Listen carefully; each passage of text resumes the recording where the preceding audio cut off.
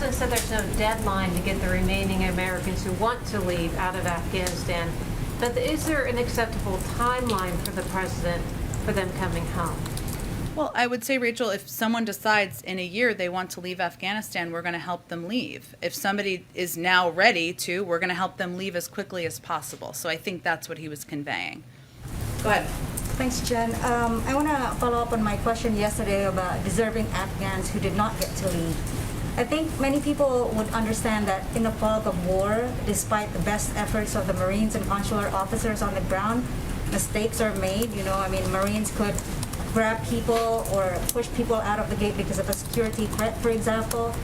But what I was talking about were these specific allegations from our sources on the ground and people who are assisting in these rescue operations who say that because of inconsistent policies, conflicting policies, and also lack of coordination between the State Department and the Pentagon, and also competing interests from people in Washington with influence who are pulling strings, this creates a chaos in which vulnerable Afghans, including SIVs, were left behind, but individuals who may not have who is not an at-risk individual gets to leave. So is the administration willing to admit responsibility for this situation, and what would be your remedy?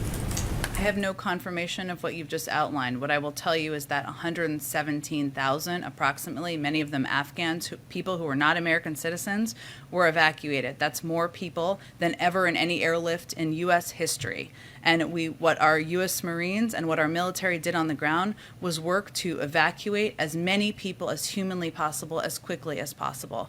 And many of those people were SIV applicants. Many of them were green card holders. Obviously, we've given you the number of American citizens, and many of them were just people from the vulnerable populations who we were able to get out. But we are committed to continuing to work in a diplomatic manner to get more people out who want to evacuate. And I would reiterate that we've worked already to get support for a statement from 100 countries around the world to pass a UN Security Council resolution and to make clear to the Taliban that that's our expectation. Yamiche, go ahead. Follow up with the lily pad countries agreement. Can you give us an overall picture of the structure of these agreements with these countries?